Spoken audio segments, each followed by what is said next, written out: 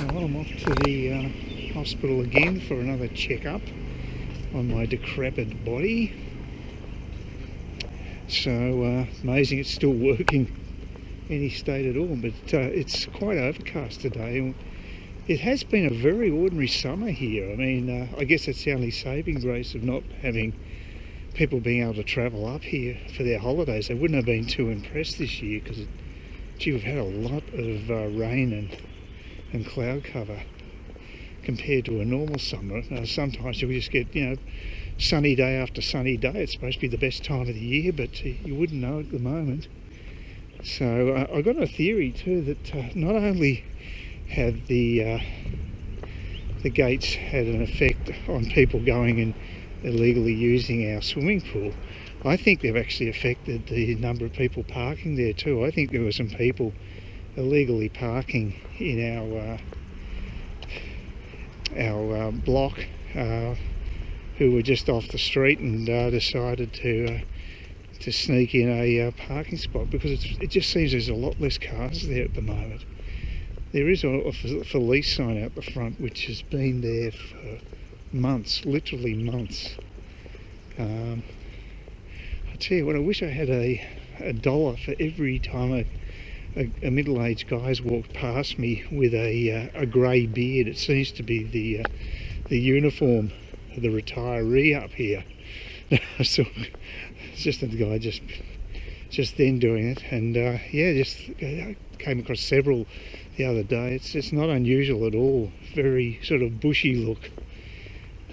Reminds me of some of the characters on the mining shows. It's the same sort of look about them, sort of the frontier men. Anyway, go back down Lily Creek and to the hospital. They're pretty good there. This shouldn't be okay. Hopefully there's no emergencies. I'll be able to get out fairly quickly and get back home.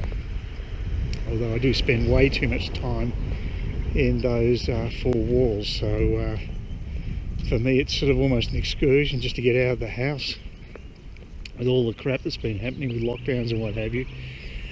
Hopefully the state will be able to have interstate travellers coming here as of the 12th of next month, but there's no guarantees. Anastasia Palaszczuk seems to be very, very determined to take a real hard-ass stand on this, and considering there have been other coronavirus cases in Victoria especially, that would indicate that, like I said, the person pulling the strings, which is Jeanette Young, the Chief Medical Officer, she said that that's intolerable. We can't have any cases interstate. That's insane, over a 1 month period. So there's no way that's going to be fulfilled. So unless they're prepared to back down at all, because there's been loud calls for the borders to be opened, because businesses are screaming, and but being a Labor Premier, maybe she doesn't care about businesses. She seems to be more enamoured with the public service. She loves building that up and looking after government employees, but she's not so good on the private enterprise. It seems pretty typical. I find that a very sad state of affairs, but there's no guarantee she'll have her ass kicked at the election. So I'm a bit pessimistic about it all at the moment, because the debt's not going to get any smaller. It's just going to get even worse. It was bad enough before Corona, the state debt, and God knows what it's going to be like afterwards. So it's going to affect the next generation. But, they'll probably still keep voting for it, which is insane. But I think economic illiteracy is rife in Australia. People don't, understand the hip pocket directly, but they don't understand the macroeconomic situation in Australia as much, especially long term. And debt is, people are aware of debt and people don't like debt, but I don't know if they're prepared to make tough decisions to do something about it. And that's really what's required, I think. But it seems like everybody's doing it in the West. Everybody's going into debt. So, there is some good news. Apparently the UK and Australia are talking with one another about doing a trade deal, and that's fantastic news. They're really basically telling the EU where to go, because they were trying to drag out the Brexit. They're obviously freaking out about the fact they're losing the UK because it's the second biggest economy in the EU, so it's a huge loss. And I would say that Italy's a fair chance to follow, and maybe Holland as well, Poland, Hungary. There's a number of countries I think are very shakily attached to that edifice, crumbling edifice of the EU. So you just see what happens. And I'm not sure what's happening in the States at the moment. I don't think the riot. They've still got that crazy place in Seattle where the rapper has taken over control of Warlord. That should come to a head at some stage. But this is to drift away from urban areas in the States, and this is just hastening that, because now apparently it's got so bad that people, semi-trailer drivers, will not deliver to certain cities anymore, because they're talking about basically destroying their police forces, and police are resigning en masse. So this is getting very serious. So the demographic shift from city to country in the States will be accelerated, I think. So yeah, it's a big deal. Here we are. This is Lily Creek.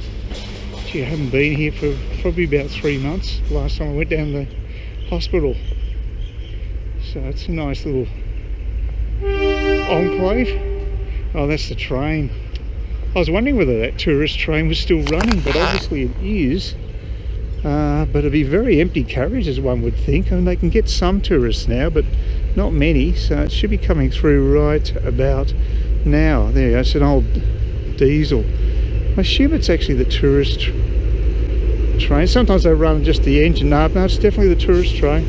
I wonder how many carriages they've got. It runs pretty slowly. But no, they're still running the service. I thought they might have suspended it, but apparently not. They're apparently they're opening up another air route to Cairns, but of course with the Cairns Post they won't give you the full story. So I have actually found an alternative to the Cairns Post, and that's the Daily Mail, which is an international paper. They have international editions. They're based in the UK, and but they have an online Australian edition. And Tim Poole uses it as for source material. Presumably he's using the US edition of it, but it gives you the full story. It just gives you a lot of advertising, but I don't care, that's fine. I just ignore advertising. I just don't like advertising when it's right in your face. You've got loud music or voices and stuff like that. If it's just like images, I couldn't give a crap. I'm quite happy to have the full news without having to pay, so that's good.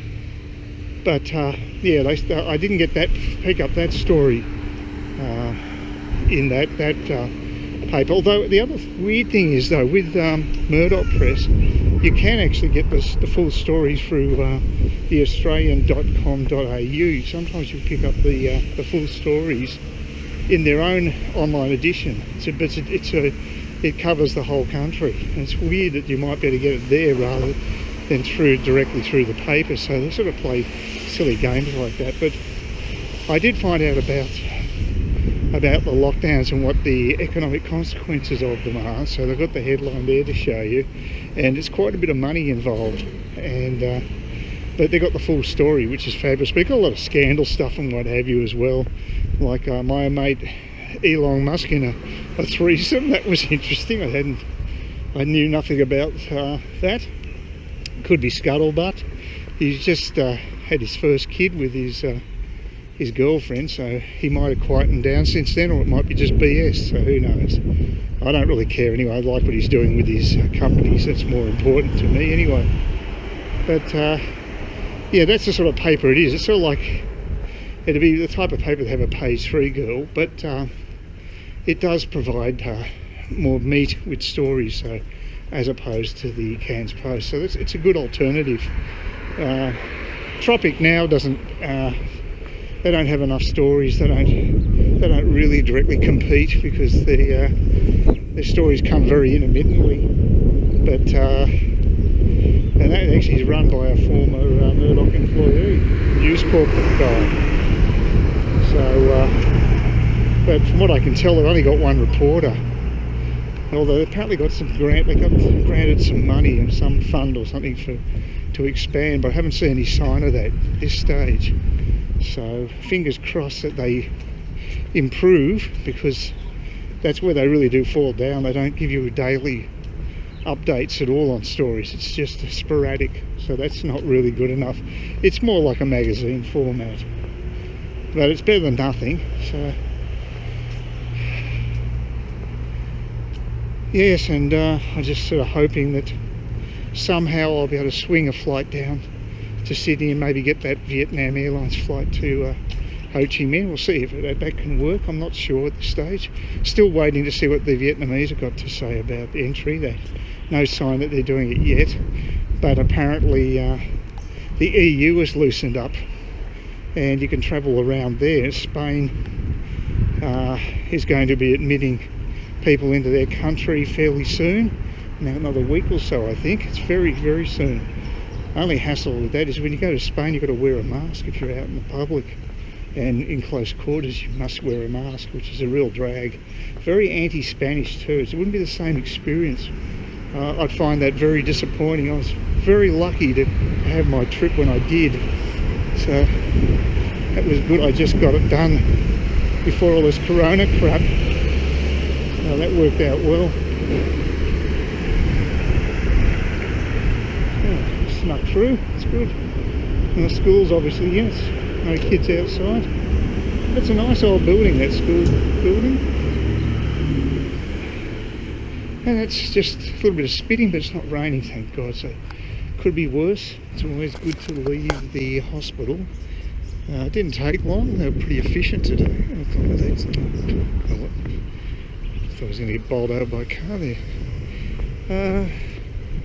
Yeah, I had the one thing I don't like is I have to have a cannula, and those things are a pain because they're my veins are very small, so they have real problem finding the damn things. So I took them a couple of times, and they went on my wrist this time, so they're actually bleeding a bit from the wrist, and it's a little itchy, but apart from that, it's fine.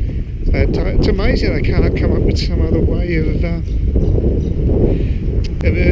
tapping into your veins these days. You think all the technology in the world, still just using the old needle, and it's hit and miss from the nurse. I don't think the nurses like it much either, because if you've got a really elderly patient, it can be very difficult to do. I just took out 3 DVDs. Well, actually, I had to get the librarian to take them out for me. I picked them up from the shelf, they were on reserve.